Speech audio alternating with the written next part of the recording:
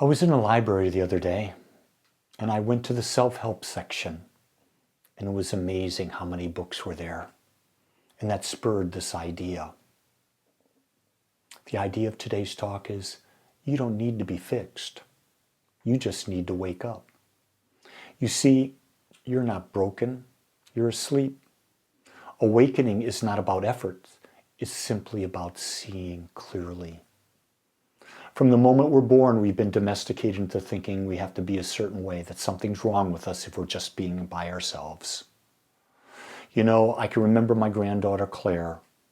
She would be, as a newborn baby, about 3 months old. I'd gone up to Denver. I was staying with my sons, and I was taking care of her. They went out for something, and I was taking care of her. One minute she's cooing and googling and gaggling and laughing. The next minute she's crying. The next minute's this. You know what? I didn't try to fix her. I just tried to nurture and love her the way she was, because that's how she is. There's no such thing as a baby that's quiet all the time, a baby that giggles all the time, a baby that cries all the time. No, there are ups and downs in life. The key thing is, can you be aware of that? You see, the self-help world, therapy models, psychology models, and even some pure spiritual paths reinforce the idea that in some way you're broken. You're not broken. You're just not meeting the expectations of others in your life, or you're not meeting society's expectations. And don't get me wrong, I'm not saying that you don't fit into society. I'm not saying that there are not rules. But all great advancements happen when someone goes outside of the rules, don't they? The rules keep you locked into where you are, not where I want to be. We have a trap. We live in a trap, and the trap is of fixing. We're going to fix things, right? There's first, the trap is you're broken. The second, self-help keeps us in the identity that we're not enough. You're not enough. You need to fix yourself. You're not good enough for me. You're not good enough to stay in a relationship. You got to fix yourself. Well, maybe acceptance would solve the problem, or maybe it's the wrong relationship. That where the two people have different ideas of what it should be, it's all just that way. This is true in work environments too. Same thing. Fixing, this idea of fixing, reinforces the belief that something is wrong with you. And true transformation, contrary to what psychology teaches, isn't about repair. It's simply about recognition. Can you recognize the reality that is around you? Can you recognize the trap you're falling into of seeing brokenness instead of seeing wholeness? I'm not saying that those negative things don't exist. What I'm saying is they are not who you are. You're something so much greater than the illusion that your body, your mind, and your emotions are creating. You're not the illusion of someone who identifies a needs to be healed. When you have this identity of someone who needs to be healed, is as much a prison as pain itself. Because your mental construct forms a box around you and doesn't allow anything else in. I know this last week, it started last Sunday, I developed a little dehydration issue which turned into a UTI. And I can remember the first night where I was up every half hour. It was absolutely miserable, couldn't sleep, miserable. That was on Saturday. Went to service on Sunday, did a service, in-person service, did a great one because I was able to tune in. And then I came home and I went downstairs, I got in my chair because I was wiped. And I basically said, I'm not this pain. I'm not this disease. So when I go to sleep tonight, I know I'm going to wake up because I've not started any meds yet. I knew what I had. I did my research. And I said, what I'm going to do is I'm going to get up when I need to get up, and I'm going to go to sleep when I go to sleep, and I'm going to fall asleep right away. Sure enough, I was up 14 or 15, 16 times. But the second I got back in my chair, I was back to sleep. I woke up, I didn't feel bad. And then I called my doctor, got what I needed, took the steps necessary, and I stopped identifying myself as a sick person. I was Lee Wolak having the experience of a UTI, but the Lee Wolak was not affected. The body was feeling it, the mind was feeling it, but Lee Wolak, the beingness, the soulness, did not affect it. You see, wakefulness over work. Waking up, it's not about fixing anything. It's about seeing. It's about seeing, just as I described, that you're the observer. You're not the story. And so often we've tapped in and we believe we're the story and we struggle with that story. Let me tell you, as the observer, you can rewrite the story. I don't care how bad it was. You could literally rewrite it if you chose to. It's about realizing that your pain is real, but it's not you. So let me make a statement here. Pain is the result of a physical trauma, illness, right? Emotional pain, that's suffering. That's chosen. I'm going to say it as clear as I can. If you're suffering, you've chosen to focus on something in a way that is causing your emotions to be just as negative as can be. And negative emotions, as we talked about last week, are a clear sign you're on a different path and maybe you need to focus differently. You see, our thoughts are loud. Our emotions are loud. But they're not the truth. Your feelings are powerful. Here's something else. Your feelings are not permanent. Think about the time Gene and I had been talking about our first date. And I think about our first date, and I remember how excited I was. I remember how we went to a coffee house, listened to music, came home to her house, met her parents, talked with them, then went outside, had our first kiss. I remember how excited it was. And then how quickly that faded. And I think about every great thing that ever happened to me was not permanent. But on the other end of the coin, everything bad that ever happened to me, it wasn't permanent either. So life is always about transition.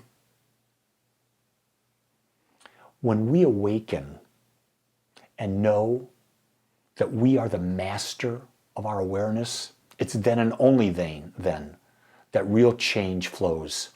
Not because we're fixing ourselves, because we're no longer stuck and feeding the illusion. That's really the key thing to understand.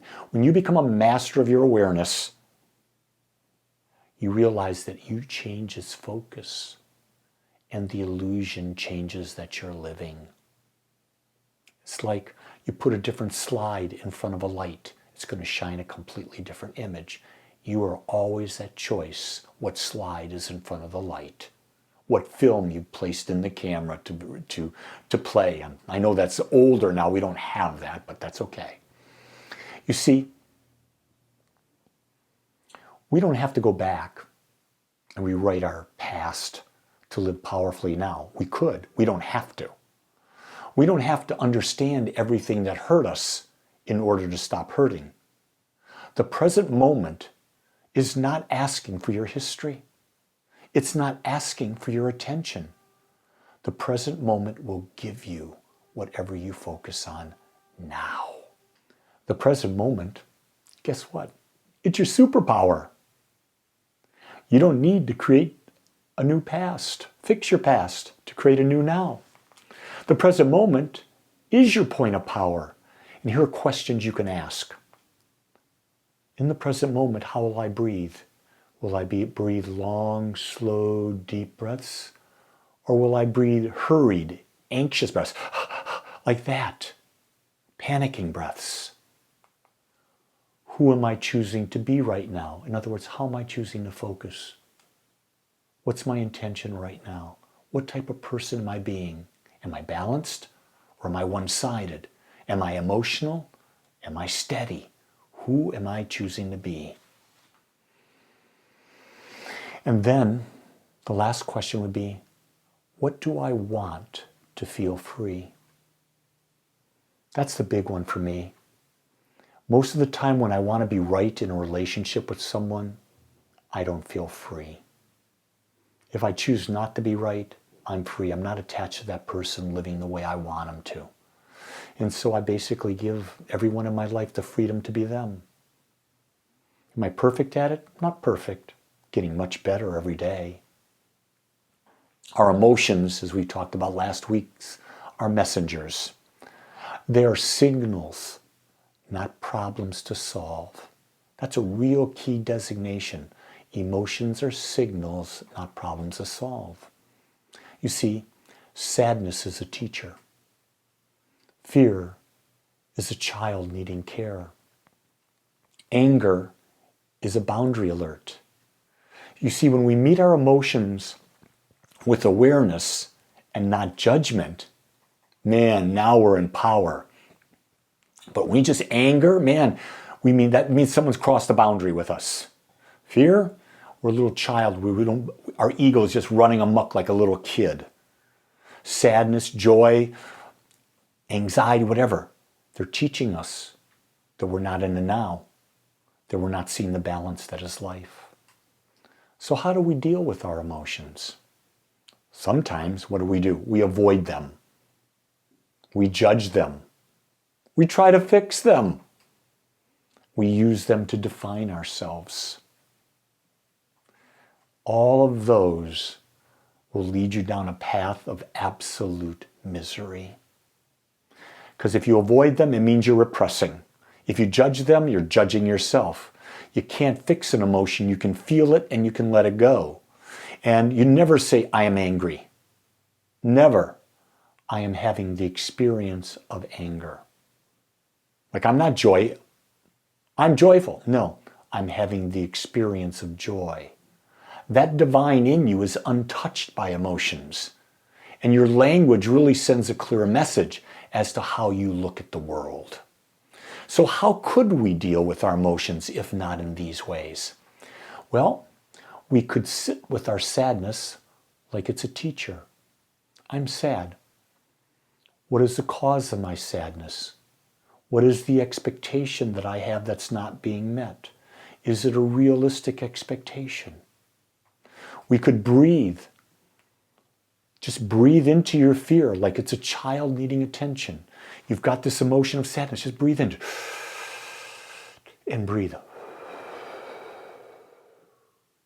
Do that 3, 4, 5 times and watch your fear or whatever emotion just gently ease away. You can listen. Listen to your anger like it's pointing to a value that you have that's being violated. The more we meet emotion with presence, the less we get hijacked by it, the less we are owned by it. You see, if we don't meet it in the now and accept, just let it come through us, release it, let it go, then it owns us. We repress it. We do all those things we talked about before. We're living from reaction. You see, most of our lives are lived from reaction. We have habits. And reaction is, boy, that's going to get you every time. We react to what people say. Someone says, oh, that hurt my feelings. No one can hurt your feelings. Only you can hurt your feelings by how you interpret what someone says. Because the person's not doing it to you. They're doing it for themselves. I mean, I can't tell you how many times I've quoted, don't take anything personally from Don Miguel Ruiz in the 4 Agreements. I mean, it's one of the most brilliant lines in there. Don't take anything personally. No one's ever doing it to you. They're doing it for themselves. You just happen to be the person there that they're doing it to. And guess what? You have the ability to choose not to be there. Simple as that. We react to our bank accounts. There's not enough money. Oh, damn, and you get that knot in your stomach. I don't have enough to pay the bills or whatever. Oh, I was planning that vacation. I can't go now because the car broke down. We react. We react to our moods. I'm not feeling good. I'm sad. I don't want to go out with so-and-so today. Our mood's controlling us. We react to our past. This is big. Most people have not done the healing work on their past. And so the past controls them, and they keep reliving the same day over and over and over again. We keep living the same relationships over and over and over again. You're not your past. That's the key thing to understand. You see, reaction is unconscious. It's robotic. It's asleep. And that's where 99.9% of people live a majority of the time. But living as a creator, that's a different story altogether. Creation is conscious. Creation is intentional. Creation is awake. You see, you're not here to react to the world. You're here to create your experience of it in every moment. That's the big thing to remember. We put ourselves in the role of a victim instead of the creator. So what is the awakening shift? Here's the shift. This is simple. This is pure Buddhism. You're not your thoughts. You're not your past. You're not your emotions. You are the one who is aware. You are the one that has this awareness. And when you realize that, you understand that your awareness is your superpower. Because when you're aware, you can deal with anything. So I thought I'd give you some affirmations today that you can use during the week to help. You might want to write these down. You can always come back to this point in the talk and replay it. But if you want to, I'd write these down.